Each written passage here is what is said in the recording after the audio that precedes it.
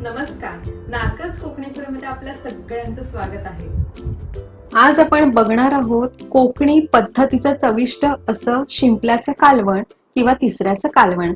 शिंपल्या आणल्या की त्याची एकशिपी कशी करायची हे या व्हिडिओमध्ये सांगितलेलं आहे, त्यामुळे हा व्हिडिओ शेवटपर्यंत नक्की बघा। त्यासाठी 2 शेर शिंपल्या मी इथे घेतलेल्या आहेत। ह्या स्वच्छ धुवून घ्यायच्या, यामध्ये अर्धा ग्लास पाणी घालायचे आणि मीडियम गॅसवर ठेवून द्यायचे। जसं पाणी गरम होतं तशा शिंपल्या अलगदपणे उघडत जातात। आता आपण बघू शकतो। आता अगदी 5 मिनिटं झालेली आहेत, पाण्याला छान उकळी आली आणि आपल्या सगळ्या शिंपल्यांनी तोंड उघडलेलं आहे।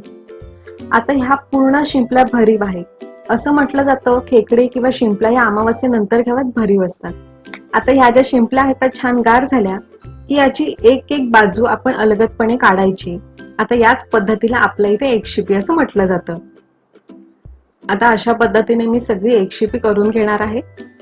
तर आता आपली एकशिपी करून तयार झालेली आहे। आता या शिंपल्यांमध्ये जे मी अर्धा ग्लास पाणी घातलं होतं त्यामध्ये शिंपल्यांचा सगळा अर्क उतरलेला आहे। आता हे पाणी मी इथे गाळून घेतले, कारण शिंपल्यांमधली वाळू त्याच्यामध्ये असते, त्याची कचकच लागू नये त्यासाठी आपण हे पाणी गाळून घ्यायचे। आता एका कढईमध्ये 2 ते 3 चमचे तेल तापत ठेवले, यामध्ये घालायचे आहे 3 ते 4 लसूण पाकळ्या, ह्या ठेचून घेतलेल्या आहेत। तेलामध्ये लसूण छान परतली की आता यामध्ये घालायचं आहे पाव चमचा हिंग। हिंग घातल्यामुळे शिंपल्या पोटाला बाधत नाहीत। आता हे आपण व्यवस्थित मिक्स करून घ्यायचे। आता यामध्ये घालायचं आहे बारीक चिरलेला कांदा।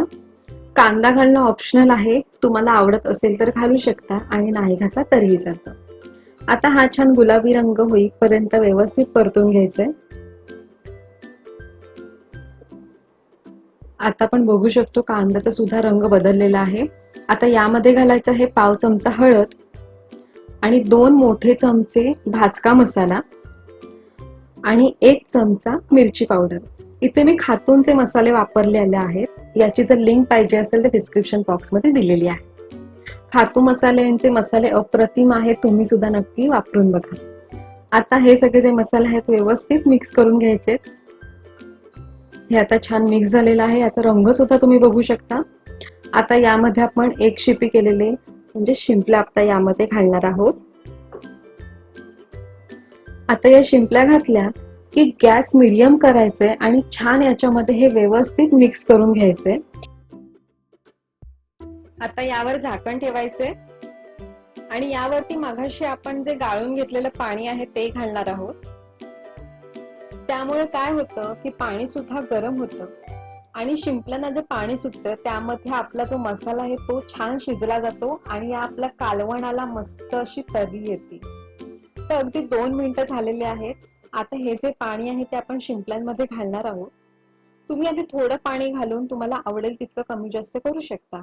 आता इथे मी थोडं पाणी घालून व्यवस्थित मिक्स करून बघणार आहे। हे जे शिंपल्यांचा रस्सा असतो ना तो थोडासा पातळच चांगला वाटतो। आता यामध्ये मी थोडंसं अजून पाणी घालणार आहे। आता यामध्ये घालायचा आहे पाव चमचा गरम मसाला आणि 2 चमचे कांदा खोबऱ्याचं वाटप। आता हे सुद्धा सगळं व्यवस्थित मिक्स करून घ्यायचे। तर व्यवस्थित आपलं मिक्स झालेलं आहे। आता यामध्ये घालायचं आहे मीठ। मीठ घालताना कधीही शिंपल्यांमध्ये बेताचं घालायचंय, कारण मुळातच शिंपल्या थोड्याशा खारट असतात। आता यामध्ये मी कैरी घालणार आहे। कैरी नसेल तर तुम्ही कोकम घाला। कधीही माशाचा पदार्थ करताना त्याच्यामध्ये कोकम घालायचं असतं, कारण त्याच्या आंबटपणामुळे ना त्या माशाचा जो उग्रपणा असतो, जो विशिष्ट वास असतो ना तो निघून जातो। आता यावरती झाकण ठेवून आपण हे अगदी 5 ते 10 मिनिटं शिजू देणार आहोत। काय मस्त घमघमाट सुटलेला आहे। चला तर मग आता बघूया। मस्त असं शिंपल्याचं कालवण तयार झालेलं आहे।